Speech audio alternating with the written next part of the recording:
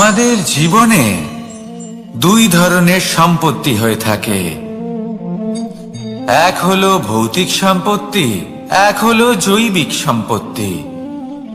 অর্থ, সম্পদ, সুবিধে, খাদ্য এইসব ভৌতিক সম্পত্তির মধ্যে পড়ে।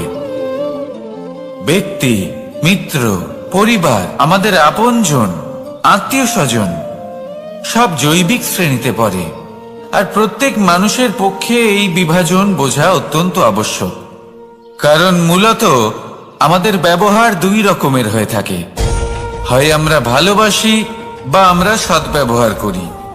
আর সব থেকে বড় ভুল আমরা তখন করি যখন আমরা বুঝতেই পারি না যে ভালোবাসবো কাকে আর ব্যবহার করব কাকে।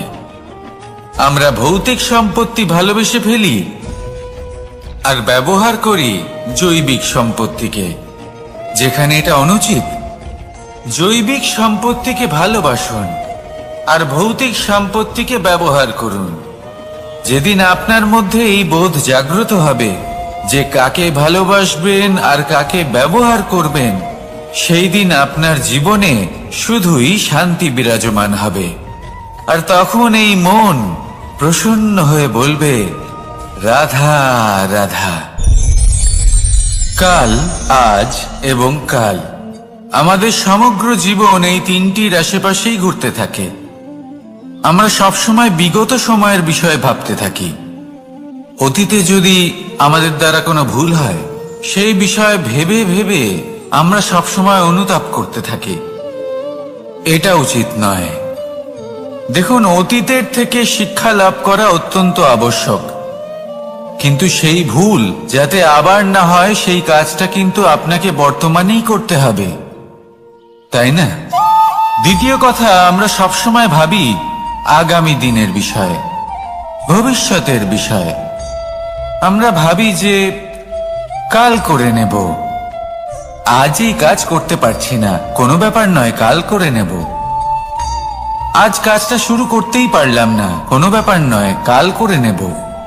আজকের দিনটাই ভালো ছিল না, কোনো ব্যাপার নয়, সেটা কাল করে নেব। ব্যাপারটা বুঝুন, আপনি নিজের সময় নষ্ট করছেন। দেখুন, এই যে কাল, তা কখনোই আপনার হাতে আসবে না। তাই যে কাজ করতে চান সেটা আজকেই করুন, অন্তত শুরুটা করুন। কারণ এই আগামী সময় তা সব সময় আপনার থেকে এক কদম আগে থাকবে, একদিন এগিয়ে থাকবে। জানেন কেন? কারণ এই কাল আপনার জন্য অপেক্ষা করবে না, সেই জন্য আপনিও এর জন্য অপেক্ষা করবেন না। যা করার তা আজকেই শুরু করুন। কারণ যে বর্তমানে নিজের ভিত স্থাপন করেন না, ভবিষ্যৎকালে তার সুন্দর শক্তিশালী ভবন কখনো নির্মাণই হয় না। আসুন আর আমার সাথে ভালোবেসে বলুন, রাধা রাধা। আপনার কি মনে আছে যে আপনি শেষবার কবে পরাজিত হয়েছেন? আপনার ভুল কবে হয়েছিল? আপনি কবে অসফল হয়েছিলেন? কবে পরাজিত হয়েছিলেন? মনে নেই? তাহলে তো আপনি নিজের জীবনের সবথেকে বড় শিক্ষককে হারিয়ে ফেলেছেন। আপনার বিগত হার, পরাজয়, ভুল, এটাই আপনার জীবনের প্রধান শিক্ষক আর প্রধান সহায়ক। এটাই আপনাকে শেখায় যে কি করা উচিত, কি করা উচিত নয়। এই প্রকৃতি আমাদের কি শেখাতে চাইছে তা বুঝুন। এমন কি কোনো দিন আছে যার শেষে রাত আসে না? এমন কি কোনো নদী আছে যা শুকিয়ে যায় না? এমন কি কোনো বৃক্ষ আছে যার পাতা ঝরে না?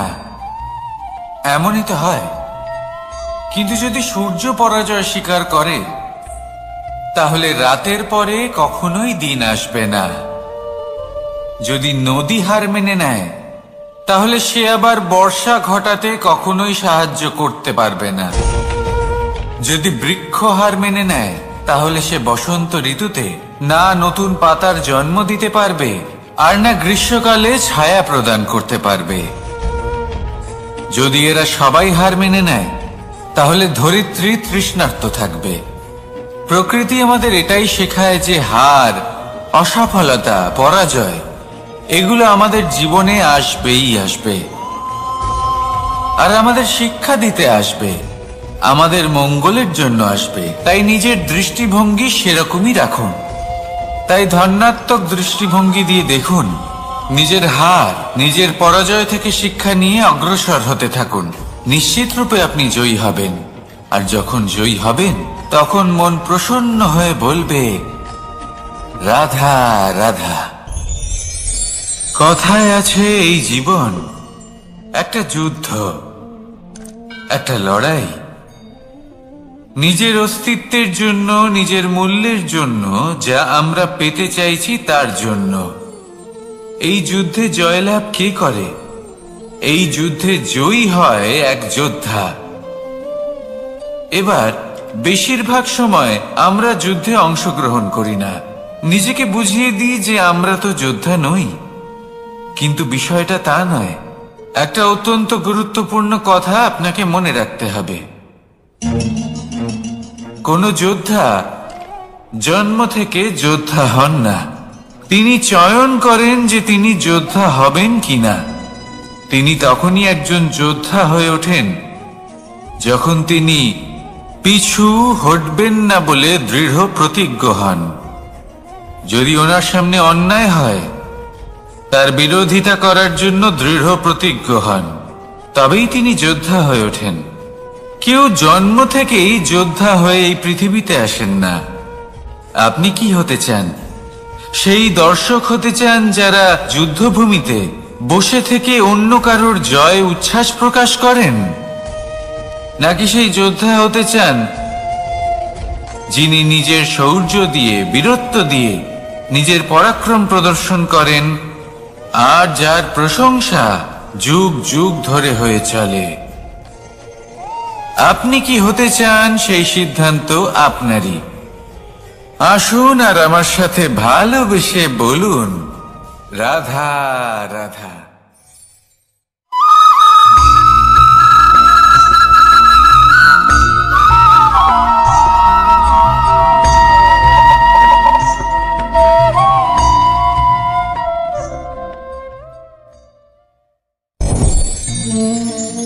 অহংকার অত্যন্ত বলশালী হয়। এই অহংকার মানুষকে কখনো নত হতে দেয় না। অদ্ভুত ব্যাপার, এই অহংকার যা মানুষকে কখনো নত হতে দেয় না, সেটাই তার পতনের কারণও হয়ে দাঁড়ায়। যেখানে মানুষ এটা ভাবতে শুরু করে যে শুধুমাত্র সেই যোগ্য, সেখান থেকেই তার পতনের আরম্ভ। ঠিক কিনা?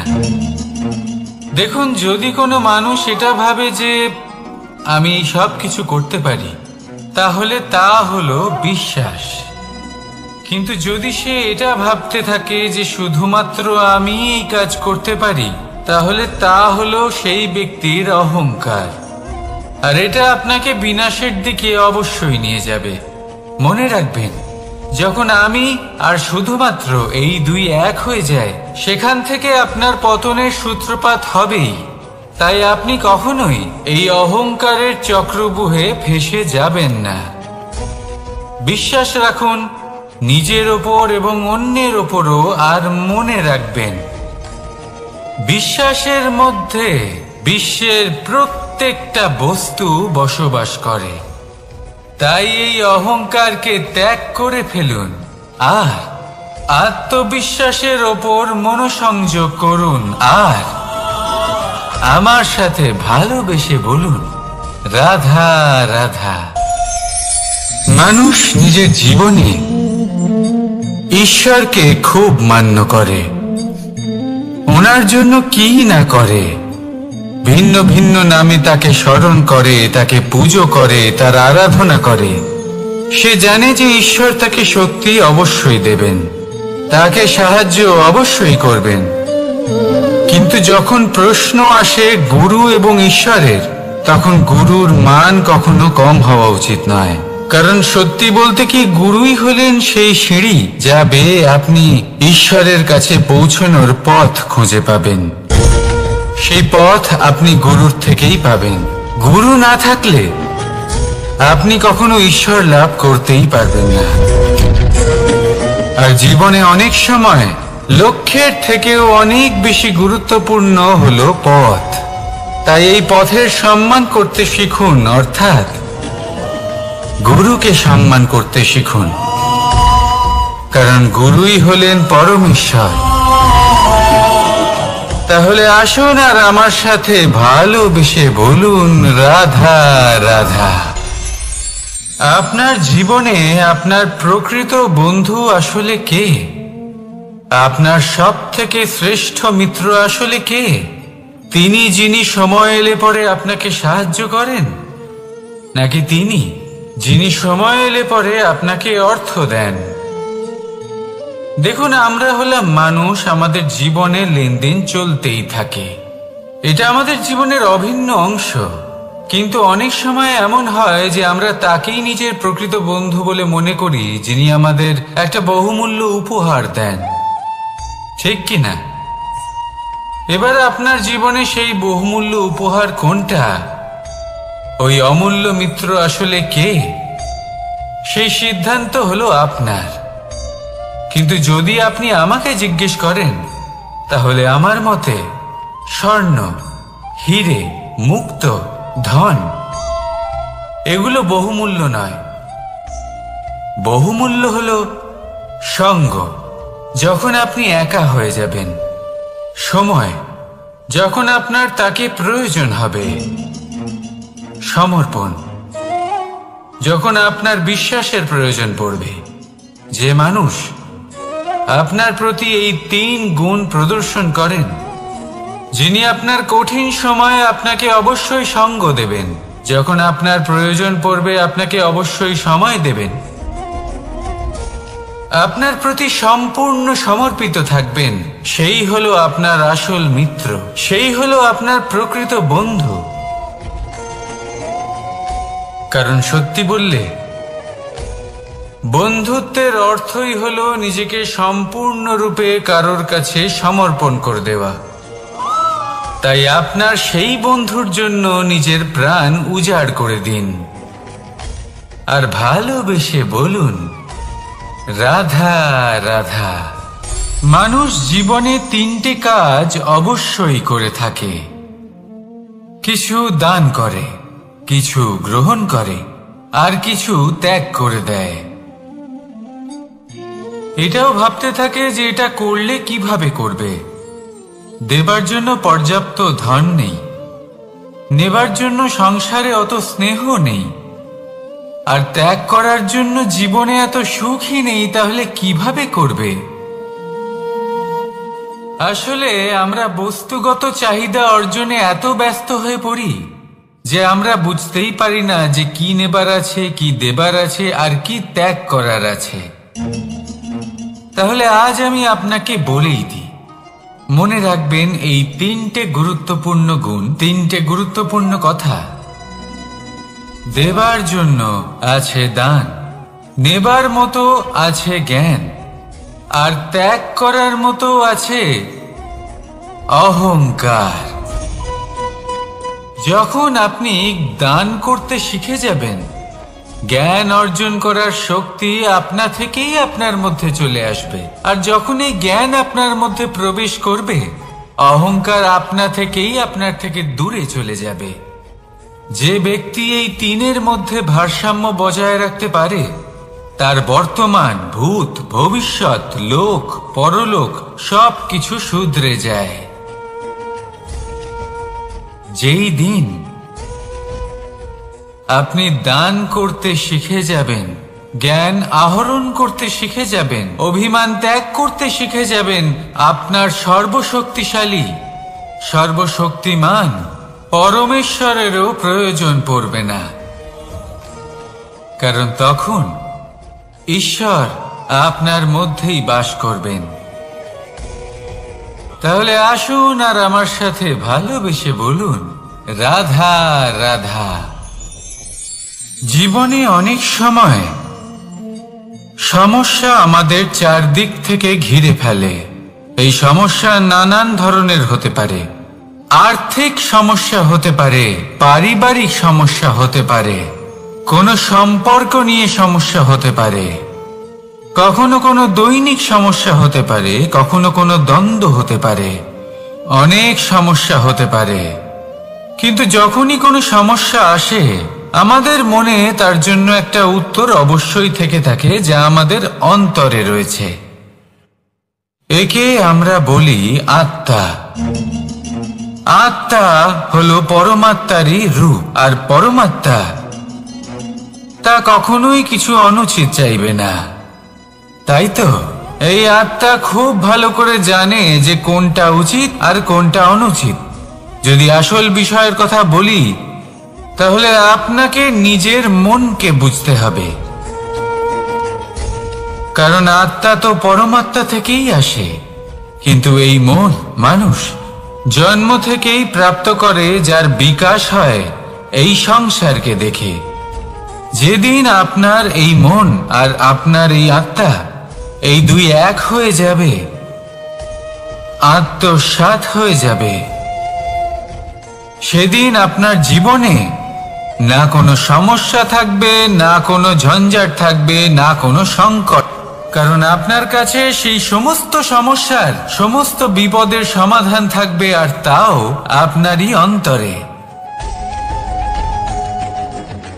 তাহলে আসুন আর আমার সাথে ভালোবেসে বলুন, রাধা রাধা। ভক্তি আর শক্তি, এই দুইয়ের মধ্যে সম্পর্ক অত্যন্ত সরল। মানুষ ভক্তি করেন যাতে তিনি শক্তি লাভ করতে পারেন, আর শক্তি লাভ করার পরে ভক্তি ভাব ভুলে যান, আর শক্তির প্রতি আসক্তিতে মত্ত হয়ে যান, আর সেখান থেকেই তার বিনাশ শুরু হয়। কেন? কারণ ভক্তির দ্বারা প্রাপ্ত শক্তি অন্য কারোর হিতের জন্য ব্যবহার করতে হয়, অন্য কারোর মঙ্গল করার জন্য ব্যবহার করতে হয়, কারোর বিনাশের জন্য নয়। এবার যদি আমি আপনাদের একটা উদাহরণ দিয়ে বোঝাই, তাহলে কোদাল দিয়ে আমরা মাটি কোপাতে পারি, একটা গর্ত খুঁড়তে পারি, যাতে একটা নতুন বৃক্ষ জন্ম নিতে পারে, একটা বৃক্ষ যা অন্য জীবকে ফল প্রদান করবে, যাত্রীদের ছায়া প্রদান করবে। কিন্তু এই কোদালের ব্যবহার যদি আমরা অন্য কারোর ক্ষতি করার জন্য করি, তাহলে ক্ষতি শুধুমাত্র আমাদেরই হবে। তাই জীবনে যদি আপনি কোনো শক্তি লাভ করেন, হয়তো ভক্তির দ্বারা বা অন্য যেখান থেকেই হোক, তার সদ্ব্যবহার করতে শিখুন, নয়তো এই প্রাপ্ত শক্তি আপনার পতনের কারণ হয়ে দাঁড়াবে। তাহলে আসুন আমার সাথে ভালোবেসে বলুন, রাধা রাধা। বরদান অত্যন্ত বিচিত্র এক বিষয়, কিন্তু দেখতে গেলে এই বরদান কি না করতে পারে। এক দরিদ্রকে রাজা বানিয়ে দিতে পারে, একজন দুর্বলকে এই সংসারের সব থেকে শক্তিশালী ব্যক্তি বানিয়ে দিতে পারে। কিন্তু আমরা ভুলে যাই এক অত্যন্ত গুরুত্বপূর্ণ কথা। বরদান এই শব্দের শেষে দান লুকিয়ে রয়েছে। এই দান কথাটা অত্যন্ত গুরুত্বপূর্ণ। আমাদের মনে রাখা উচিত এই বরদান আমরা দানে পেয়েছি, আর তাই তার সম্মান করা উচিত, কখনোই অহংকার করা নয়। আর যে ব্যক্তি বরদান পেয়ে অহংকার করেন, তার যা ক্ষতি হয় তা হলো এই বরদান তার থেকে কেড়ে নেওয়া হয়। বর অর্থাৎ শ্রেষ্ঠ, অর্থাৎ বরদানের অর্থ হলো একটা শ্রেষ্ঠ দান, এবং তার ব্যবহার যদি আপনি কারোর ক্ষতি করার জন্য করেন, তাহলে ক্ষতি শুধুই আপনার হবে। তাহলে এই বরদানের সম্মান করুন, উচিত পথে চলুন, আর উচিত উদ্দেশ্য নিয়ে এর ব্যবহার করুন, সব কিছু ভালোই হবে। তাহলে আসুন আর আমার সাথে ভালোবেসে বলুন, রাধা রাধা। পিতা আর পুত্রের সম্পর্ক অত্যন্ত মধুর হয়ে থাকে। পিতা স্বপ্ন দেখেন, তাকে পূর্ণ করার সকল সম্ভাব্য চেষ্টা করেন, কিন্তু তাও অনেক সময় ওনার স্বপ্ন অপূর্ণ থেকে যায়। তখন পিতা ভাবেন যে স্বপ্ন উনি পূর্ণ করতে পারেননি, ওনার সন্তান তা অবশ্যই পূরণ করবে। যে স্থানে উনি কখনো পৌঁছতে পারেননি, সেই স্থানে ওনার পুত্র অবশ্যই পৌঁছবে। পিতা নিজের সন্তানের ভবিষ্যৎ নিয়ে সেই স্বপ্ন দেখেন, আর যখন সেই সন্তান সামনে এগোতে থাকে তখন তার দুঃখ হয় না, বরং গর্ব হয়। ওনার ভালো লাগে এটা দেখে যে ওনার সন্তান অনেক উন্নতি করছে। কিন্তু যখন সন্তান নিজের অভিভাবকের শক্তি দেখে, তার যশ দেখে হিংসা করতে থাকে, সমস্যা সেইখানেই শুরু হয়। সেই জন্য সকল সন্তানকে এটা মনে রাখতে হবে, দেখুন, পুত্র হবার সুবাদে, এক সন্তান হবার সুবাদে এটা হলো আপনার অধিকার যে আপনি আপনার পিতার থেকে বেশি উন্নতি করবেন। আপনার পিতাও এটাই চান, কিন্তু সুস্থভাবে এটা করুন। একটা রেখা টেনে নিন যাতে আপনি তাতে এগোতে পারেন আর আপনার পিতার তাতে গর্ববোধ হয়, আর সেই বিষয়ে দুঃখ না হয় যে আমার সন্তান আমাকেই ছোট করার চেষ্টা করছে। ইতিহাস সাক্ষী রয়েছে, যে মানুষ অন্য কাউকে ছোট করার চেষ্টা করেছেন সেই মানুষই ছোট হয়ে গেছেন। আর আমার মনে হয় না আপনি এটা চান, কারণ কোনো একদিন আপনিও কারোর পিতা হবেন। আসুন আমার সাথে ভালোবেসে বলুন, রাধা রাধা। সাথী, সাথী এই শব্দটির ব্যাখ্যা কে কিভাবে করে? মিত্র, সখা, বন্ধু, কিন্তু অর্থ একটাই। তিনি যিনি আপনার সঙ্গী হন আর তিনি যার সাথী আপনি হন। এবার সব থেকে বড় প্রশ্ন হলো এটাই যে তিনি কে হতে পারেন যাকে আপনি আপনার সাথী বলে মেনে নিতে পারেন, নিজের সখা, নিজের মিত্র, নিজের বন্ধু মেনে নিতে পারেন। আপনার সাথী হলেন তিনি যিনি দুঃখের সময় আপনার পাশে থাকবেন, আপনার হাত ধরে থাকবেন। আপনার সাথী হলেন তিনি যার হাত আপনি নিজের সুখের দিনে ধরে থাকবেন। সেই সাথীরই হাত ধরুন যিনি দুঃখে সবসময় আপনাকে সাহায্য করার জন্য তৎপর হয়ে থাকেন, আপনার পাশে থাকেন, আর যাকে সুখের দিনে আপনি আপনার সাথে রাখতে পারেন। আর যখন আপনার সাথে আপনার এই সাথী থাকবে তখন আপনি এটা বুঝবেন যে যখন জীবনে দুঃখ আসে তখন এই দুঃখ কমে যায়, সবার মধ্যে ভাগ হয়ে যায়। আর যদি তখন সুখ আসে তাহলে সেটা সবার উপস্থিতিতে আরো বেড়ে যায়। এটাই হলো প্রেম, এটাই হলো ভালোবাসা, এটাই হলো সঙ্গ। যেমন সম্পর্ক আমার আর রাধার মাঝে। তাহলে আসুন আর আমার সাথে ভালোবেসে বলুন, রাধা রাধা। আমাদের মনে যখন কোনো প্রশ্ন ওঠে, কোনো দ্বন্দ্ব জাগে, তখন আমরা যাই আমাদের গুরুর কাছে, আমাদের আরাধ্যের কাছে গিয়ে জিজ্ঞেস করি। এইভাবেই একদিন আমি পৌঁছলাম আমার আরাধ্যের কাছে, আমার মহাদেবের কাছে, আর ওনাকে প্রশ্ন করলাম যে মহাদেব, জীবনে আনন্দ পাওয়ার, উৎসব পালনের, প্রেম ভাগ করে নেবার, জীবনকে উপভোগ করে নেওয়ার সর্বশ্রেষ্ঠ সময় কোনটা? মহাদেব হাসলেন আর উনি বললেন, জীবনে উৎসব পালনের সব থেকে শ্রেষ্ঠ দিন হলো মৃত্যুর ঠিক আগের দিনটা।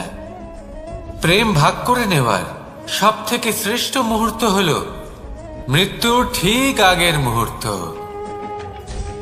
জীবনকে উপভোগ করে নেওয়ার সর্বশ্রেষ্ঠ প্রহর হলো মৃত্যুর এক প্রহর পূর্বে। তখন আমি চমকে গেলাম। আমি বললাম, কিন্তু মহাদেব, মৃত্যু তো অনিশ্চিত, আমরা জানিও না কবে আমাদের মৃত্যু হবে। মহাদেব আবার হাসলেন উনি বললেন যে যদি আমরা এভাবে জীবন কাটাই যে আমরা জীবনের প্রত্যেক দিন, প্রত্যেক মুহূর্ত, প্রত্যেক প্রহর শেষ বলে মনে করি, তাহলে আমাদের সমস্ত জীবন আনন্দের সাথেই অতিবাহিত হবে। কি বলেন? তাহলে আপনিও এই কথা মনে রাখুন আর আমার সাথে ভালোবেসে বলুন, রাধা রাধা। জীবনে অগ্রসর হওয়ার জন্য আমাদের কাকে প্রয়োজন হয়?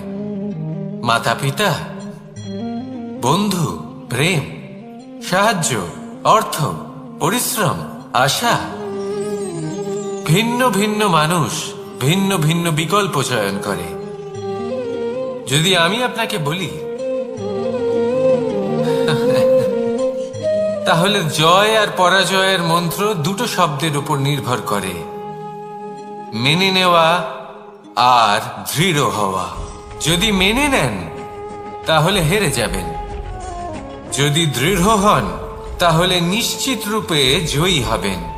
যদি কখনো আপনি ক্লান্ত হয়ে ওঠেন, আপনি দুঃখী হন, পুরোপুরি ভেঙে পড়েছেন, তখন মেনে নেবেন না যে আপনি ভেঙে পড়েছেন, নয়তো হেরে যাবেন। তখন উল্টে স্থির করবেন যে যাই হয়ে যাক না কেন আমি জয়ী হবই। আর আপনি দেখবেন যে জয় নিশ্চিত রূপে আপনার কাছেই আসবে। তাহলে এই কথা মনে রাখবেন আর আমার সাথে ভালোবেসে বলবেন, রাধা রাধা। সময়, জীবন, কাল। দেখতে গেলে এই তিনটি শব্দ একটি শব্দেরই সমর্থক শব্দ মনে হয়, কিন্তু এই শব্দগুলির অর্থ কি সমান? কখনোই নয়। হ্যাঁ, এই সময় চলতে থাকে, জীবন চলতে থাকে, কালচক্র চলতে থাকে। এই সময় কেটে যায়, কিন্তু এই জীবন একে যাপন করতে হয়। কি বলেন? এই জীবনে কিছু করুন বা কিছু না করুন, জীবন এমনি কেটে যাবে, আপনি জানতেও পারবেন না। কিন্তু সেটা আমাদের উদ্দেশ্য নয়, একে যাপন করতে হবে।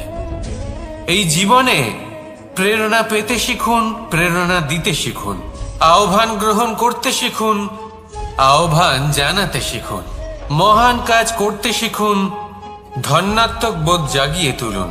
জীবন অতিবাহিত করার অর্থ কি তা আপনি শিখে যাবেন। কারণ সময় কেটে যায়, সমস্ত যুগ কেটে যায়, কিন্তু জীবনের রীতি জীবন কাটিয়ে দেওয়া নয়, জীবন যাপন করা। এই জীবন সম্পূর্ণরূপে অনুভব করতে হবে, নতুন পথ বানাতে হবে। এবারে যদি এই জীবন বাঁচার সময় একবার ভেবে দেখুন, যদি মনে প্রেম থাকে, সদ্ভাবনা থাকে, তাহলে কি হবে? এই জীবনকে বাঁচার অনুভূতিটাই অন্যরকম হয়ে যাবে, একটা আনন্দময় অনুভূতি লাভ করবেন। তাহলে এটাই করুন আর আমার সাথে ভালোবেসে বলুন, রাধা রাধা। আপনি কি কখনো কোনো জলের ধারা দেখেছেন? তার সামনে যতই মাটি থাকুক না কেন, যতই কাদা থাকুক না কেন, যখন এই জলের ধারা বইতে আরম্ভ করে দেয়, তখন এই কাদাকে নিজেই ধুয়ে নিয়ে যায়। ওই কাদাকে ধুয়ে দেয় এবং নিজের পথ নিজেই তৈরি করে নেয়। তাহলে আপনিও এরকম জলের মতো হয়ে উঠুন। যদি হয়ে উঠতে পারেন, তাহলে নিজের মনে, নিজের ভাবনার, নিজের জীবনের যত অনাবশ্যক তত্ত্ব আছে, অনুপযোগী অংশ রয়েছে, অর্থাৎ অপরিষ্কার অংশ রয়েছে, তা নিজে থেকেই নির্মল হয়ে উঠবে। আর যেরকম জলের ধারা কখনো থেমে থাকে না, সব সময় বয়ে চলে, সেইভাবে আপনিও কখনোই থামবেন না, সবসময় বয়ে চলুন, এগোতে থাকুন। পথে যদি অনেক বিপদ আসে, সমস্যা আসে, থামবেন না, তার উপর নিরন্তর প্রহার করুন, নিরন্তর প্রয়াস করুন আর অগ্রসর হন। আপনি ভেবে দেখুন, এই জলের ধারা কখনো থেমে থাকে না, সব সময় বয়ে চলে। বিপদের সম্মুখীন হয়ে তাকে সাথে বয়ে নিয়ে চলে। সেই জন্য জলের ধারা, প্রবাহমান এই ধারা, এর থেকে কখনো দুর্গন্ধ আসে না, এতে কখনো ময়লা জমতে পারে না, বরং পালিত হয় সুন্দর প্রাণবন্ত জীবজন্তু, যেমন সুন্দর ছোট মাছ। তাই আপনিও এটাই করুন, কখনো থামবেন না, শুধু চলতে থাকুন, জলের ধারার মতো বইতে থাকুন। আপনি আপনার লক্ষ্য অবশ্যই খুঁজে পাবেন, আর তার সাথে নিজের অন্তরের যে মালিন্য রয়েছে তা আপনি নিজেই নিজের থেকে দূরে করে দেবেন। তাহলে আসুন আর আমার সাথে ভালোবেসে বলুন, রাধা রাধা। এবার অনেক সময় মানুষের মনে এরকম প্রশ্ন আসে যে এই সংসারে সব থেকে বড় বিপদ কি? কেউ বলে ধর্ম সংকট, আবার কেউ বলে প্রাণের উপর আসা সংকট। প্রত্যেক মানুষের জীবনে বিভিন্ন সংকট আসে, আর এই সমস্ত সংকট অত্যন্ত বিচিত্র হতে পারে। এই সমস্ত সংসার হলো সংকট দ্বারা পরিপূর্ণ। ঠিক আছে, আপনাকে একটা উদাহরণ দিই। একজন ধনী ব্যক্তি, এবার ওনার জীবনে সংকট কি হতে পারে? সংকট এটাই যে কেউ তার সম্পত্তি চুরি না করে নেয়, আমরা বুঝতে পারছি। এবার একজন চোর, তার জীবনে সংকট কি হতে পারে? যে চুরি করার সময় সে যদি তার একটা কাশি চাপতে না পারে, তাহলে সে ধরা পড়ে যেতে পারে, ঠিক কিনা? আবার অনেক সময় এমনও হয় যে যার জন্য আমি সংকট, সেও আমার কাছে সংকট। যেমন এই পরিস্থিতিতে দেখুন, সংকট হলো সংকট, এ তো জীবনে থাকবে, কিন্তু এর সম্মুখীন কিভাবে হওয়া যায়? খুব সরল, সব এটার ওপর নির্ভর করে, মনের ওপর। এই মনকে নিয়ন্ত্রণ করলে সব ঠিক থাকবে।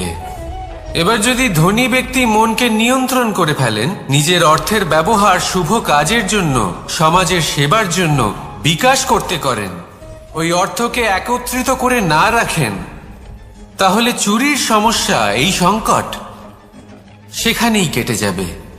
এবার যদি কথা বলি সেই চোরের, তাহলে চোর যদি নিজের মনকে সংযত করে নেয়, যদি নিজের কর্মকে নিয়ন্ত্রণ করতে পারে, তাহলে এমন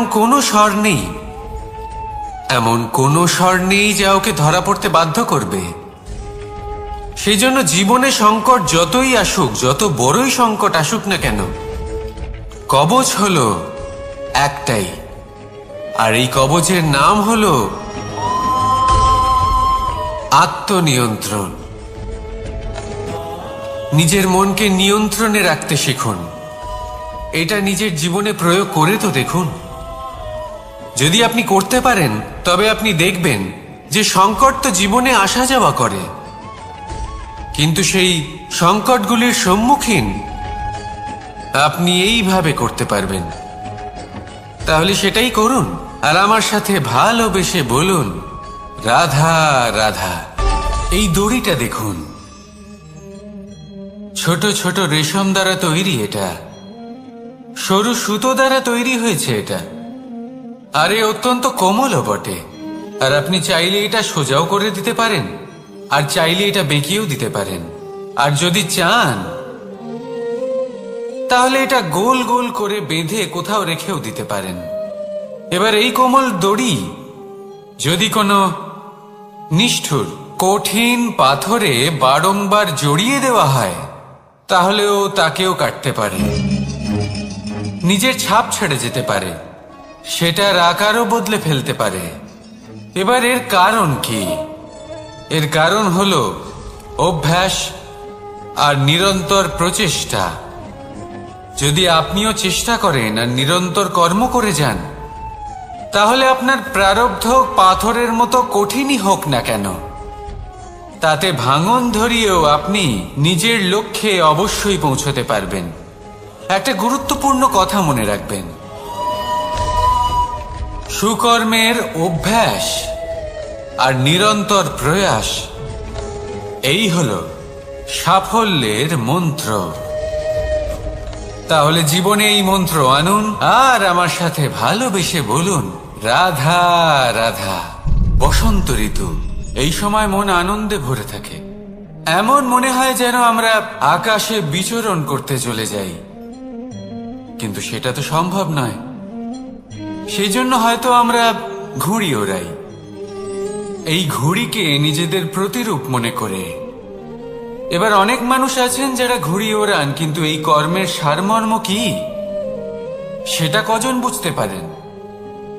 আপনি এটা মনে করুন যে আপনি হলেন সেই ঘুড়ি, আর এই সুতো যিনি ধরে রয়েছেন তিনি হলেন পরমাত্মা। আর এই সুতো যেখান থেকে শুরু হয় সেই লাটাই হলো আমাদের কর্মচক্র। এবার আপনি নিজেই অনুমান করুন যে এই উড়ান কার ওপর নির্ভরশীল, পরমাত্মার ওপর আর আপনার কর্মের ওপর। যদি পরমাত্মা আপনার হাত ধরে থাকেন, আপনার সাথে থাকেন, যদি আপনি শুভ কর্ম করতে থাকেন, আপনি এই আকাশে উড়তে থাকবেন। কিন্তু কোথাও কোথাও যদি পরমাত্মার সাথে এই বন্ধন ছিন্ন হয়, আপনার কর্মচক্র খারাপ হয়ে যায় বা থেমে যায়, তাহলে আপনার এই ঘুড়ি কেটে যাবে আর দূরে কোনো গাছের ডালে গিয়ে আটকে যাবে। তাই শুধুমাত্র ঘুড়ি ওড়াবেন না, তার থেকে শিখুন, পরমাত্মার সাহচর্যে থাকুন, সবসময় শুভ কর্ম করতে থাকুন আর সবসময় এই আকাশে উড়তে থাকুন। আসুন আর আমার সাথে ভালোবেসে বলুন, রাধা। রাধা আমাকে বলে, কৃষ্ণ, যদি তুমি জানো যে নিয়তিতে কি আছে, তাহলে তাকে বদলে দাও না কেন? মহাদেব আমাকে বলেন যে শ্রীকৃষ্ণ, যদি আপনি এটা জানেন যে সাম্বের নিয়তি এটাই, তাহলে আপনি তাকে বদলানোর চেষ্টা কেন করেন? কেন? কারণ আমি একজন পিতা, আর পিতার কর্তব্য এটাই, তিনি যেন সম্ভাব্য সব চেষ্টা করেন নিজের সন্তানের মঙ্গলের জন্য। নিয়তি আমি জানি, কিন্তু এটাও আমি জানি যে কর্মের থেকে বড় আর কোনো নিয়তি হতে পারে না। অভিজ্ঞতাও রয়েছে যে কর্মের হাতে নিয়তির এই চক্র বদলে যেতে পারে। তাই জীবনে যদি আপনার কখনো এমন মনে হয় যে এটা তো অসম্ভব, তখনও চেষ্টা করা কখনোই ছাড়বেন না। কে বলতে পারে আপনারই কর্মের কোনো এক বীজ হয়তো নিয়তির চাকায় আটকে গেল আর নিয়তিকে নিজের পথ পাল্টাতে হলো, ঠিক কি না? সেই জন্য নিয়তিকে ভাগ্য মেনে নিয়ে চুপ করে বসে থাকবেন না। নিজের নিয়তি স্বয়ং নিজের কর্মের দ্বারা নির্ধারিত করুন, কারণ আপনার এই কর্মের ওপরেই আপনার অধিকার রয়েছে। আর এই অধিকারকে নিয়তি অনেক সময় সম্মানও করে। তাহলে আসুন আর আমার সাথে ভালোবেসে বলুন, রাধা রাধা। শক্তি এক অত্যন্ত বিচিত্র বস্তু, বা বলতে পারেন অনুভূতি।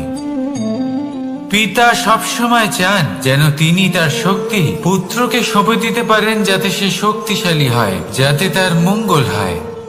তার পুত্র সবসময় চায় যাতে সে পিতার সেই শক্তি লাভ করে, কিন্তু সেই শক্তি লাভ করার জন্য পুত্র হওয়া যথেষ্ট নয়, যোগ্য পাত্র হতে হয়। আসুন আপনাকে সহজে বোঝাই। যদি আপনি সুপাত্র হন আর আপনাকে শক্তি দেওয়া হয়, তাহলে আপনি সেই শক্তির গুরুত্ব বুঝবেন, কোথায় সেই শক্তি প্রয়োগ করা উচিত সেটা বুঝবেন। আর এটা যেহেতু অর্জন করা শক্তি হবে, সেই শক্তির অপব্যবহার হবে না। কিন্তু যদি এই আপনি কুপাত্র হন আর যদি আপনাকে এই শক্তি দেওয়া হয়, তাহলে কি হবে?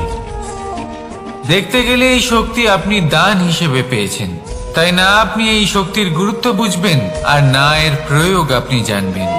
তার অপব্যবহার হওয়া সুনিশ্চিত।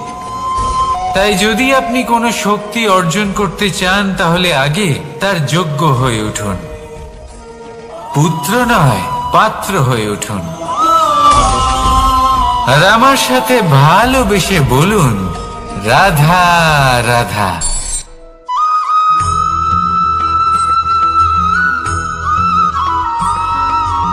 আমি অনেক সংখ্যক মানুষকে দেখেছি, তাদের কাছে অত্যাধিক জ্ঞান আছে, শিল্প আছে, পর্বতের মতো উচ্চতা লাভ করতে চাই, সব ঠিক আছে, কিন্তু তার জন্য আমরা কাজ কি করি? যদি এরকম আমরা হতে চাই, তাহলে সবার আগে সূর্যের মতো নিজেকে উজ্জ্বল করুন। সূর্যের সব থেকে বেশি আলো নিজের অন্তরে থাকে।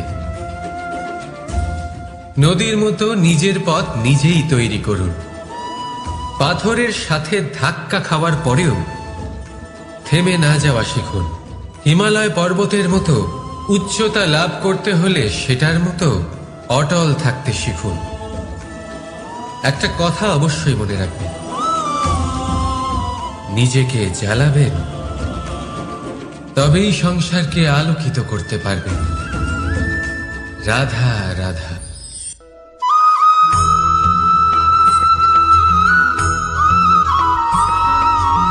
অনেক সময় আমরা জীবনে অনেক মানুষকে এমন বলতে শুনে থাকি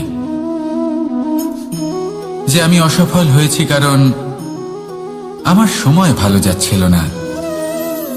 আমি এই জিনিসটা লাভ করতে চাইছিলাম কিন্তু করতে পারলাম না কারণ আমার সময়টা ভালো যাচ্ছিল না। আমি আমার জীবনে ওই মহান কাজটা করতে চাইছিলাম কিন্তু করতে পারলাম না। কেন?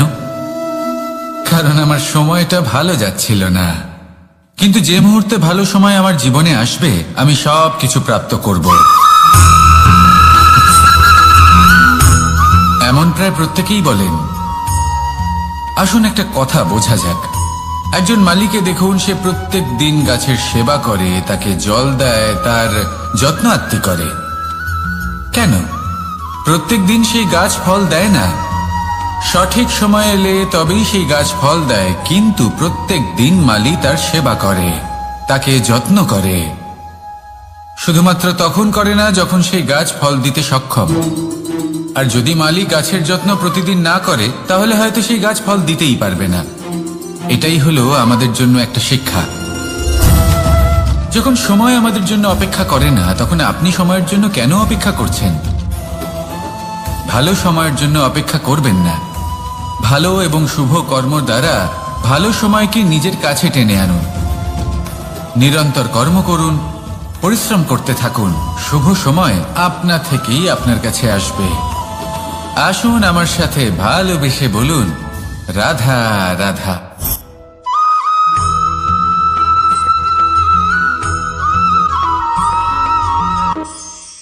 প্রতীক্ষা, প্রয়াস, এই দুই জীবনের অভিন্ন অঙ্গ। দেখতে গেলে আমরা জীবনে কারোর না কারোর প্রতীক্ষা অবশ্যই করি। সে কোনো ব্যক্তি হোক বা সময় হোক বা কোনো ভাবনা, সবকিছুই হতে পারে। আর দেখতে গেলে সব সময় কেউ না কেউ কিছু প্রয়াসও করে চলেছে। যেমন সাফল্য আসার প্রতীক্ষা, বিফলতা যাতে না আসে তার জন্য প্রয়াস। সুখ আসার প্রতীক্ষা, দুঃখ যাতে না আসে তার জন্য প্রয়াস। এবার প্রতীক্ষা আর প্রয়াসের মধ্যে এক ঘনিষ্ঠ সম্পর্ক রয়েছে, আর তা হল যিনি প্রতীক্ষা করেন তিনি ঠিক তাই পান যা একজন প্রয়াস করা ব্যক্তি পেছনে ফেলে আসে।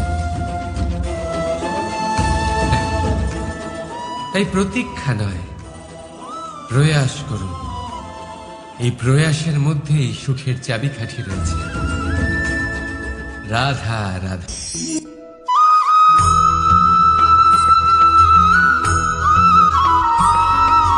আমাদের জীবনে অনেক ধরনের ব্যক্তি এসে থাকেন। কেউ কেউ আমাদের সাথে থেকে যান, কেউ আমাদের থেকে দূরে চলে যান।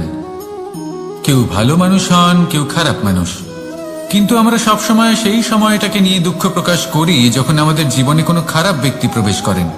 তারা আমাদের খারাপ অনুভূতি দেন, দুঃখ দেন, কষ্ট দেন। আমরা সবাই তাকে ভালো মন্দ কথা বলি। কিন্তু কেন? এমন বিভিন্ন ধরনের মানুষ, খারাপ মানুষ, ভালো মানুষ সবার জীবনেই আসেন এবং সকলকেই একটা অমূল্য শিক্ষা দান করে যান। এবার আপনি নিজেই ভেবে দেখুন, জীবনে যখন প্রথমবার আপনি আগুন স্পর্শ করেছিলেন তখন আপনি একটা শিক্ষা লাভ করেছিলেন যে আমাকে আগুনের থেকে একটু দূরে থাকতে হবে। তারপর আস্তে আস্তে আপনি শিখলেন যে কিভাবে এই আগুনকে নিয়ন্ত্রণে রাখতে হবে। তারপর আপনি শিখলেন যে কিভাবে নিজের জীবনে তাকে প্রয়োগ করতে হবে, তা সে অন্ধকারে প্রকাশ লাভ করার জন্য হোক বা খাবার বানানোর জন্য। সেইভাবেই কোনো খারাপ ব্যক্তি যখন আপনার জীবনে আসে কোনো শিক্ষা দিয়ে যান, তার প্রতি কৃতজ্ঞ থাকুন। তার বিষয় খারাপ ভাবার বা খারাপ অনুভূতি নিয়ে থাকার কোনো প্রয়োজন নেই। সেই শিক্ষা লাভ করুন, ইতিবাচক মনোভাব নিয়ে জীবনের সামনে এগোতে থাকুন। কেউ নেই যিনি আপনাকে বাধা দিতে পারেন। আসুন আমার সাথে ভালোবেসে বলুন, রাধা রাধা।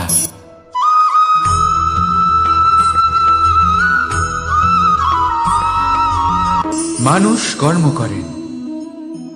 আমি বারংবার বলি যে ফলের আশা করবেন না। তাও মানুষ কোথাও না কোথাও নিজের কর্মের বদলে কোনো না কোনো ফলের আশা অবশ্যই রাখেন।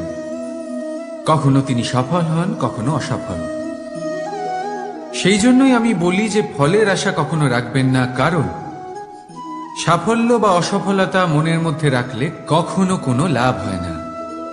যদি সাফল্য মনের মধ্যে রাখেন তাহলে অহংকার জন্ম নেবে। যদি অসফলতা মনের মধ্যে রাখেন তাহলে এক হীনমন্যতায় আপনি ভুগবেন, যা দিয়ে কোনো শুভকর্ম হবে না। সেই জন্য শুধুই কর্ম করে যান, কর্মেই মগ্ন থাকুন। আর আসুন আমার সাথে ভালোবেসে বলুন, রাধা রাধা।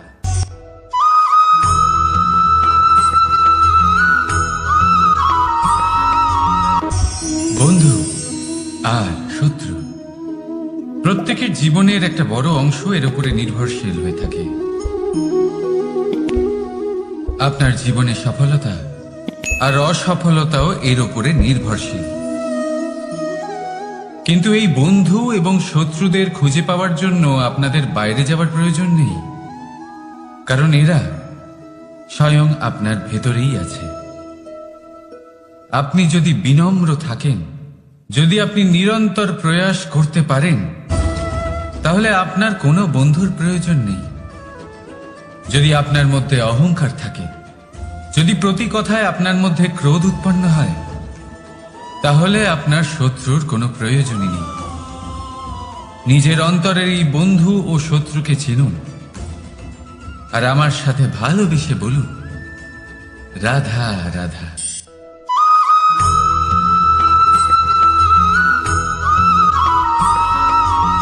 সংসারে সকলে উঁচুতে উঠতে চায়, কেউ নত হতে চায় না। সবাই এটা মনে করে যে নত হওয়ার অর্থ হলো তাদের আত্মসম্মান এবং অহংবোধের বিরুদ্ধাচরণ করা। তাদের মনে হয় যে যদি আমরা নত হই, সংসার আমাদের দুর্বল মনে করবে, তাদের শৌর্য এবং তাদের ব্যক্তিত্বের অপমান হবে। কিন্তু এটা কি সত্যি? প্রত্যেকবার নত হওয়ার অর্থ কি সম্মানহানি হওয়া? কখনোই নয়। আপনি নিজের জীবনকেই দেখে নিন। আপনার কোনো অমূল্য জিনিস যদি নিচে পড়ে যায় তাহলে তাকে কিভাবে তোলেন? সেই বস্তুকে তোলার জন্য আপনাকে নত হতেই হবে। আপনি বড়দের আশীর্বাদ কিভাবে লাভ করেন? আপনি নত হয়ে তবেই তাদের আশীর্বাদ লাভ করতে পারেন, তাই না?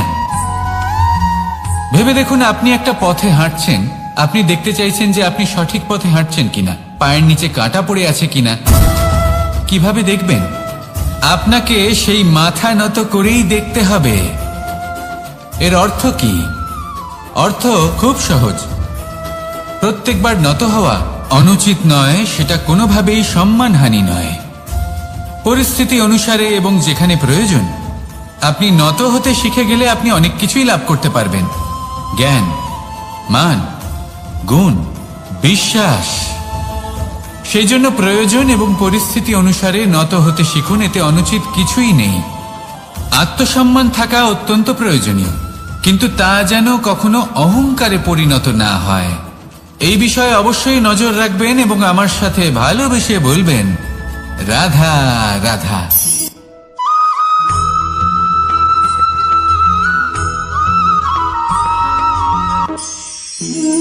একে চিনতে পারলেন?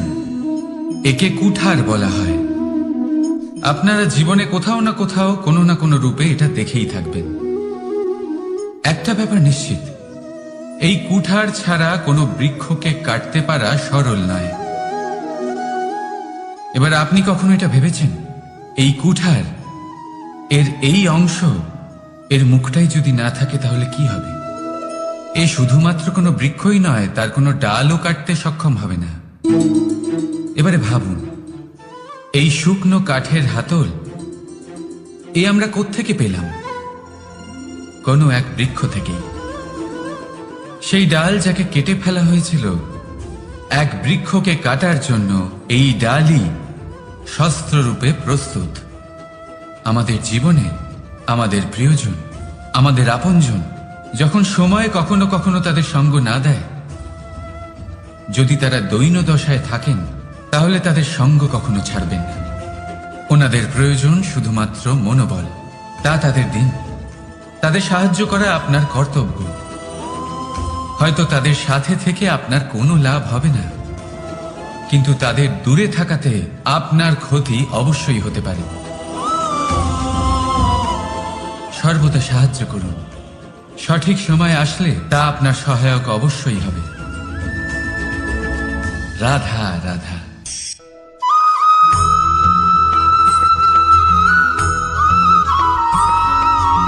যোগাসন। এই আগুনের জন্য যে শক্তির প্রয়োজন হয় তা আসে এই তেল থেকে।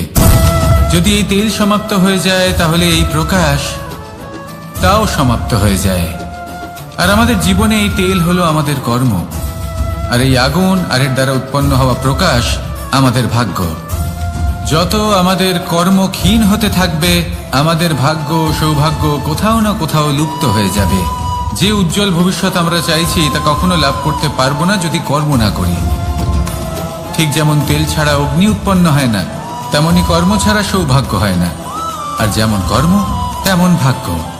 তাই সবসময় কর্ম করতে থাকুন, কর্ম করা থামাবেন না। আর আমার সাথে ভালোবেসে বলুন, রাধা রাধা।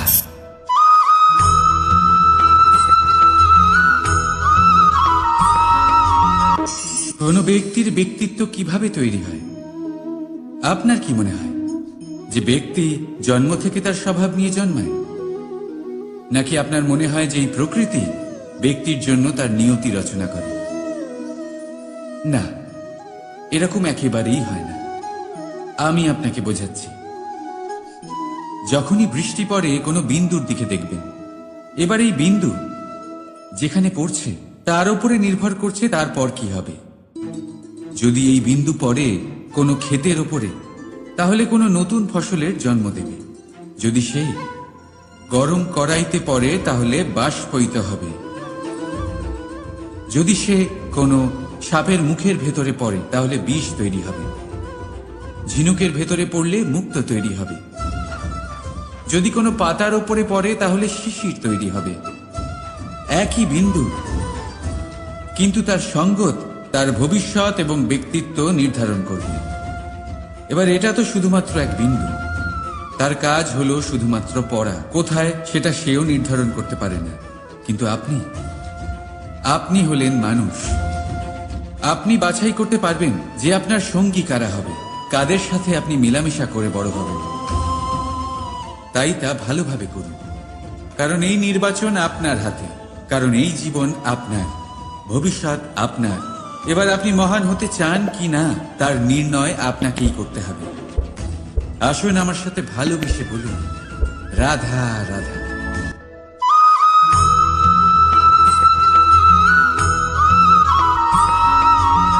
ভয়ের সাথে আমরা সবাই পরিচিত, কষ্টও আমরা সবাই পেয়েছি। কখনো কখনো আমরা অসুস্থ হয়ে পড়ি, আর এমন সময় হলে মাতার মমতা, কখনো বাবার স্নেহ, কখনো বন্ধুদের পাশে থাকার অনুভূতি আমাদের রোগ নিরাময়ে সাহায্য করে। কখনো যদি আমরা নিরাশ হয়ে পড়ি, তখন যদি আমাদের কোনো আপনজন আমাদের দুটো ভালো কথা বলে, তখন আমাদের মনোবল বেড়ে যায়। ঠিক তেমন সংসারের এই রঙ্গমঞ্চে যদি আপনি পীড়িত অনুভব করেন, কিছু শুভ কথা আলোচনা করুন, কিছু স্তুতি গান করুন, কিছু মুহূর্তের জন্য হলেও নিজের ইষ্টদেবের কথা স্মরণ করুন আর প্রার্থনা করুন। সাহস বাড়বে, শক্তিও বৃদ্ধি পাবে এবং সামনে এগিয়ে চলার পথও দেখতে পাবেন। তখন এই মন প্রসন্ন হয়ে বলবে, রাধা রাধা।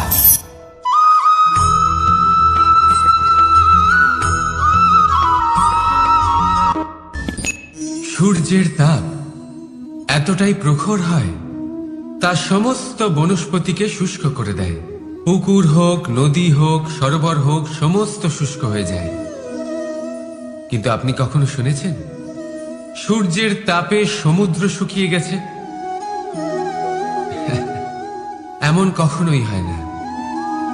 আর এর পেছনেই লুকিয়ে রয়েছে এক অমূল্য জীবনের শিক্ষা।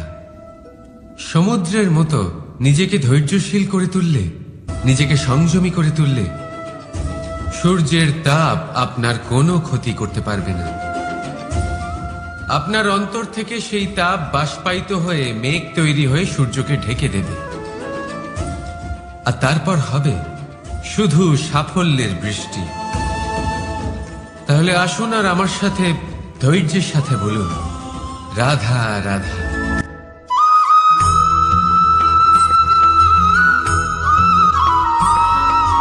মানুষের জীবনে দুই ধরনের আবেগ থাকে যা চিরকাল তার সাথে বসবাস করে। প্রথম, স্বপ্ন। দ্বিতীয়, অজুহাত। মানুষ হাজার হাজার স্বপ্ন দেখতে পারে।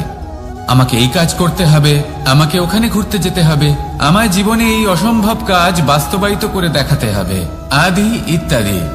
এবার ঠিক যেমন স্বপ্ন দেখেন, সেইভাবে অজুহাতও খুঁজে নিয়ে আসেন। আমি এই স্বপ্ন পূরণ করতে পারলাম না, কারণ আমাকে কেউ সাহায্যই করল না, কারণ আমি দুর্বল হয়ে পড়েছিলাম, কারণ আমার কাছে সময়ই ছিল না, আদি ইত্যাদি। এবার সাফল্য এবং অসফলতার মাঝখানে এই ধরনের সংঘর্ষ হতে থাকে। সাফল্য তখন লাভ করা সম্ভব যখন আপনার স্বপ্ন আপনার অজুহাতের থেকে অনেক বড় হয়, আর অসফলতা তখন পাবেন যখন আপনার অজুহাত আপনার স্বপ্নের থেকে অনেক বড় হয়। আপনি যদি সাফল্য লাভ করতে চান, তাহলে চেষ্টা করতে থাকুন, পরিশ্রম করুন। যদি অসফল হন, তাহলে ভয়ভীত হওয়ার কোনো প্রয়োজন নেই। নিজের ভুল বুঝুন, তাকে শুধরে নিন, আবার চেষ্টা করুন। কিন্তু যদি নিজের জীবনে অজুহাত নিয়ে আসেন, তখন স্বপ্ন কখনো পূরণ হবে না। আসুন আমার সাথে ভালোবেসে বলুন, রাধা রাধা।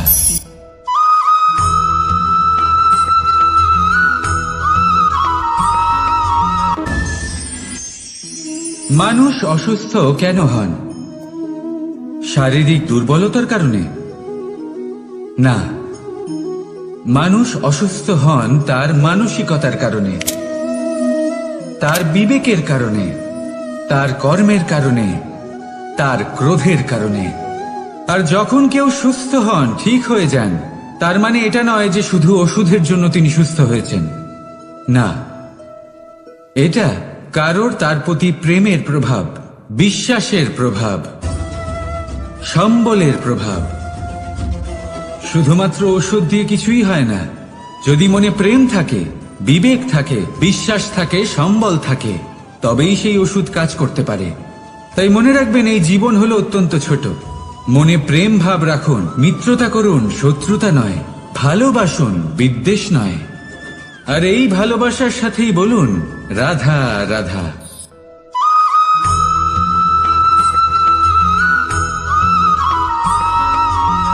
জীবন কিসের উপর নির্ভরশীল? ধনের ওপর, বৈভবের ওপর, নিঃশ্বাসের ওপর? না, এই জীবন নির্ভরশীল বিশ্বাসের ওপর। বিশ্বাস নিজের ওপর, বিশ্বাস আমাদের আপনজনের ওপর। কিন্তু যখন এই বিশ্বাস ভেঙে যায়, তখন মানুষের মনও ভেঙে যায়, আর তারপর সে অন্য কিছু করতেই পারে না। তখন কি করা যেতে পারে? 3টে কাজ আছে যা আপনি করতে পারেন। প্রথম, ভালোবাসা। যাকে আপনি ভালোবাসেন, যারা আপনাকে ভালোবাসে, ভুল যারই হোক না কেন, তার কাছে ক্ষমা চাইতে কখনোই সংকোচ বোধ করবেন না। দ্বিতীয় হলো বিশ্বাস। যারা আপনাকে ভালোবাসেন, আপনাকে বিশ্বাস করেন, তাদের বিশ্বাস কখনো ভাঙবেন না। তৃতীয় হলো আশা। যারা আপনাকে ভালোবাসেন, আপনাকে বিশ্বাস করেন, তাদের আশা আপনার সাথে জড়িত। তাদের থেকে কখনো কিচ্ছু লুকোবেন না। এই তিনটে কাজ করুন আর এই জীবন সুপ্রসন্ন হয়ে বলবে, রাধা রাধা।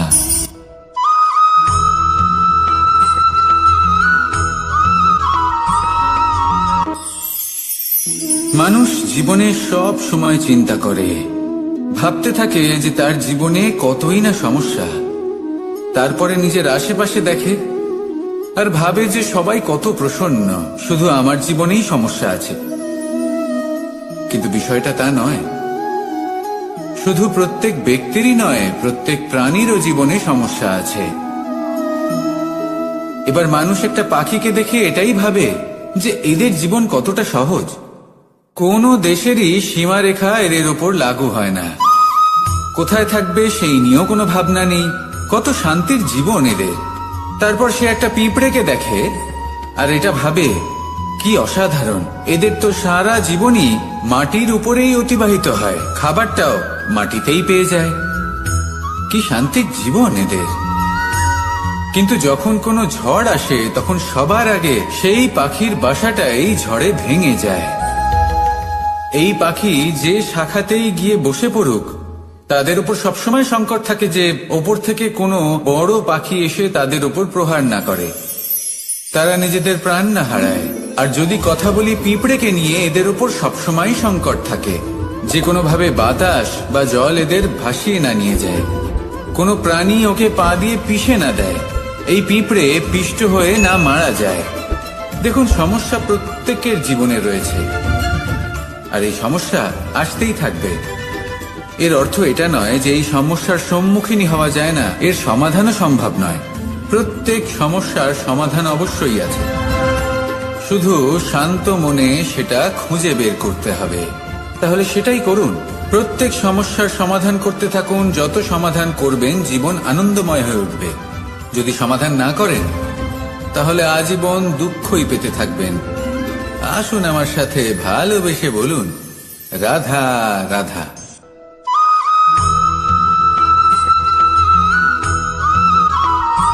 প্রেম হলো এই সংসারের সব থেকে বড় ঢাল এবং সব থেকে বড় অস্ত্র। এই প্রেম ছাড়া না কোনো ন্যায় হয় আর না কোনো শাস্ত্র, না জীবন আছে আর না অন্ত। এবার যদি এই প্রেম মনের মধ্যে বাস করতে শুরু করে, তাহলে কখনো কোনো সমস্যাই হবে না। আর যদি হয়েও থাকে, তাহলে তা স্থায়ী হবে না। এই প্রেম কি না করতে পারে? এই প্রেম সমস্ত সমস্যা মিটিয়ে ফেলতে পারে। আপনার মনের মধ্যে অহংকারকেও বিনাশ করে দিতে পারে। আপনাকে সাক্ষাৎ ঈশ্বরের সাথে দেখা করাতে পারে। তাই প্রেমের দ্বারা প্রয়াস করতে থাকুন। এই সংসারের প্রত্যেক মানুষকে, প্রত্যেক বস্তুকে, প্রত্যেক জীব জন্তুকে ভালোবাসবেন। আর এই প্রেমের দ্বারাই বলুন, রাধা রাধা।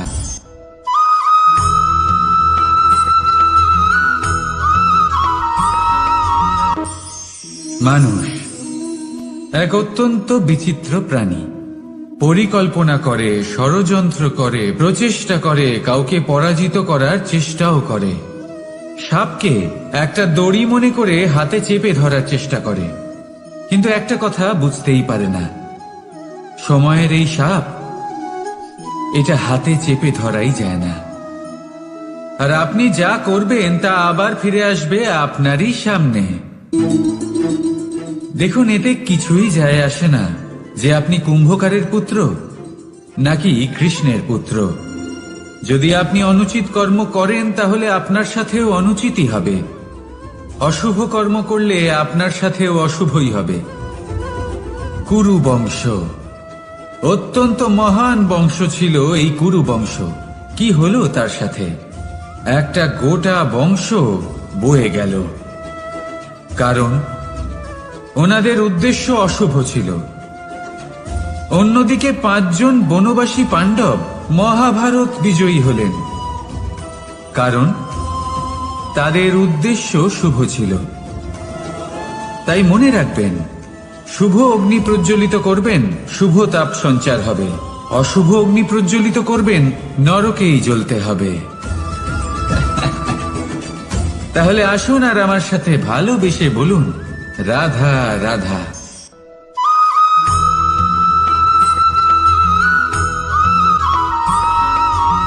প্রেম এই সংসারে এসেছিল এই সংসারকে প্রেমের শিক্ষা দেওয়ার জন্য, এই জীবনের সুখের অনুভূতি আসলে কি তা শেখানোর জন্য। কিন্তু যদি সত্যি কথা বলি, তো আমি নিজেই প্রতিদিন প্রেমের নতুন নতুন স্বরূপ দেখতে পাই। প্রেমের একটা নতুন অনুভূতি প্রত্যেক নতুন দিনে। আর তার কারণ হলো এই প্রেম অনন্ত, এ হলো দৈব। প্রেম হলো এই সংসারের সব থেকে বড় ঢাল এবং সব থেকে বড় অস্ত্র। এই প্রেম ছাড়া না কোনো ন্যায় হয় আর না কোনো শাস্ত্র, না জীবন আছে আর না অন্ত। এবার যদি এই প্রেম মনের মধ্যে বাস করতে শুরু করে, তাহলে কখনো কোনো সমস্যাই হবে না। আর যদি হয়েও থাকে, তাহলে তা স্থায়ী হবে না। এই প্রেম কি না করতে পারে? এই প্রেম সমস্ত সমস্যা মিটিয়ে ফেলতে পারে। আপনার মনের মধ্যে অহংকারকেও বিনাশ করে দিতে পারে। আপনাকে সাক্ষাৎ ঈশ্বরের সাথে দেখা করাতে পারে। তাই প্রেমের দ্বারা প্রয়াস করতে থাকুন। এই সংসারের প্রত্যেক মানুষকে, প্রত্যেক বস্তুকে, প্রত্যেক জীব জন্তুকে ভালোবাসবেন। আর এই প্রেমের দ্বারাই বলুন, রাধা রাধা।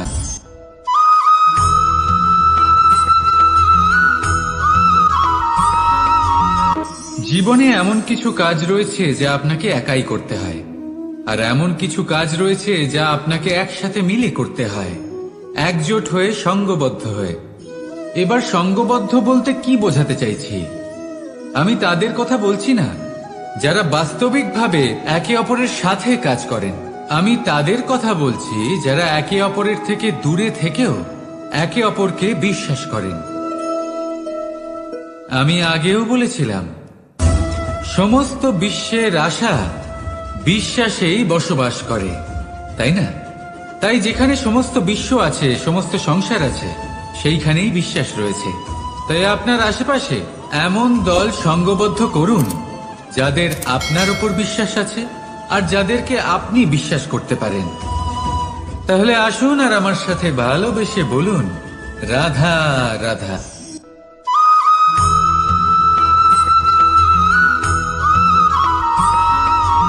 আমরা যে মানুষকে চাই, যাকে আমরা ভালোবাসি, তাকে একটা উপহার অবশ্যই দিতে চাই।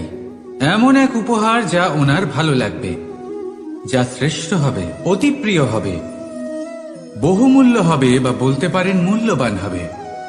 তাই আমরা কি করি? আমরা বাজারে যাই, তার জন্য স্বর্ণ, আভূষণ, হিরে, মুক্ত এইসব নিয়ে আসি।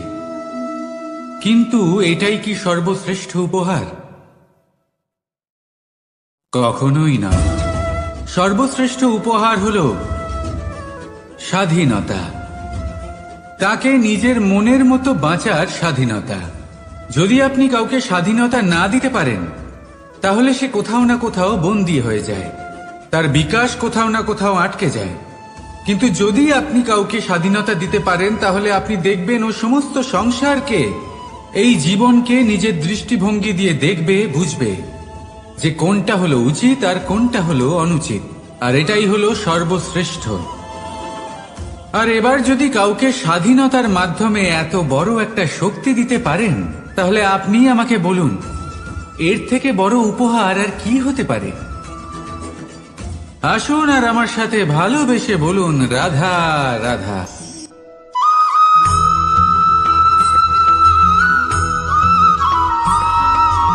পিতা আর পুত্রের সম্পর্ক অত্যন্ত মধুর হয়ে থাকে। পিতা স্বপ্ন দেখেন, তাকে পূর্ণ করার সকল সম্ভাব্য চেষ্টা করেন, কিন্তু তাও অনেক সময় ওনার স্বপ্ন অপূর্ণ থেকে যায়। তখন পিতা ভাবেন যে স্বপ্ন উনি পূর্ণ করতে পারেননি, ওনার সন্তান তা অবশ্যই পূরণ করবে। যে স্থানে উনি কখনো পৌঁছতে পারেননি সেই স্থানে ওনার পুত্র অবশ্যই পৌঁছবে। পিতা নিজের সন্তানের ভবিষ্যৎ নিয়ে সেই স্বপ্ন দেখেন, আর যখন সেই সন্তান সামনে এগোতে থাকে তখন তার দুঃখ হয় না, বরং গর্ব হয়। ওনার ভালো লাগে এটা দেখে যে ওনার সন্তান অনেক উন্নতি করছে। কিন্তু যখন সন্তান নিজের অভিভাবকের শক্তি দেখে, তার যশ দেখে হিংসা করতে থাকে, সমস্যা সেইখানেই শুরু হয়। সেই জন্য সকল সন্তানকে এটা মনে রাখতে হবে, দেখুন পুত্র হবার সুবাদে এক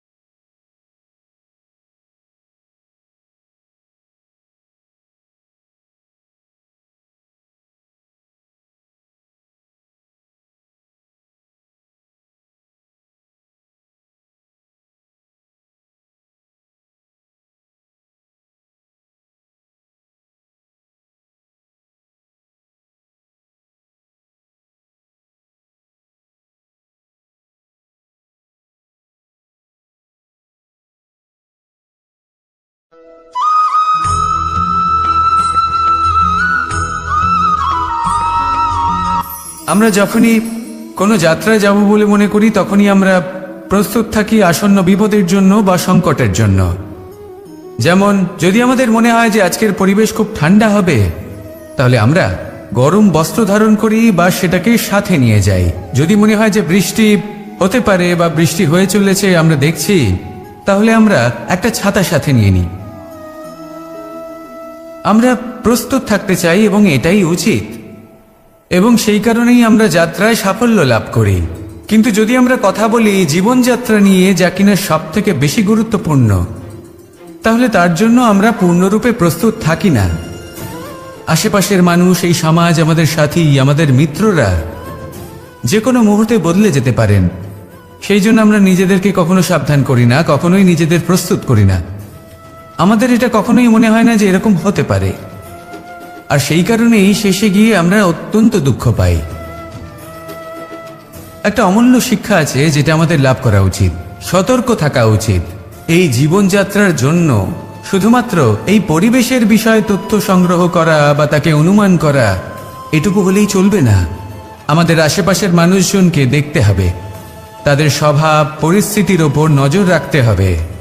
যখন তারা রং পাল্টাচ্ছেন নজর রাখতে হবে, তা অত্যন্ত আবশ্যক। পরিবর্তন আপনার জীবনে অবশ্যম্ভাবী, সঠিকভাবে তার সম্মুখীন হন। আসুন আমার সাথে ভালোবেসে বলুন, রাধা রাধা।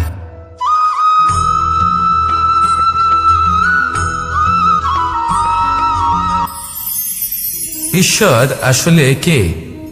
সংসারের বেশিরভাগ মানুষের কাছে ঈশ্বর হলেন এই সংসারের রচয়িতা, পালনকর্তা। কারোর কাছে উনি জ্ঞাতা, কারোর কাছে উনি হলেন আস্থার প্রতীক, আবার কারোর জন্য শুধুমাত্র অন্ধবিশ্বাস।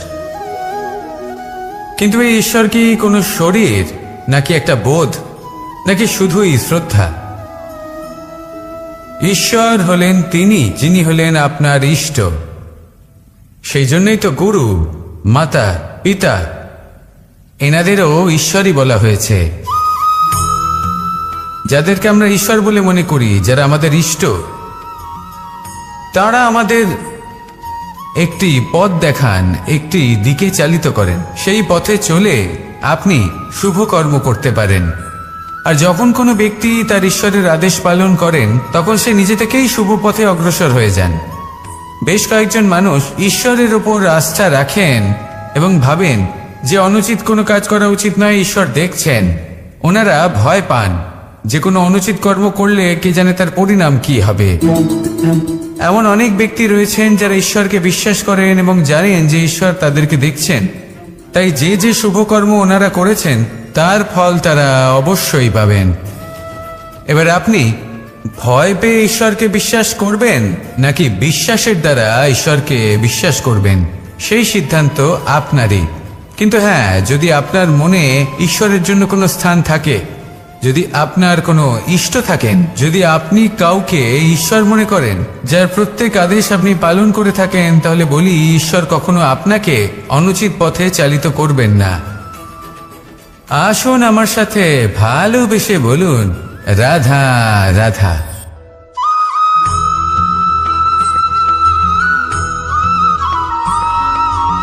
আমি রথে যাত্রা করি। বারবার থেমে আপনাকে দেখতে হবে, নিজেকে কিছু প্রশ্ন করতে হবে। আমি কি আজ সেই কর্মই করছি যেটা আমি করতে চেয়েছিলাম?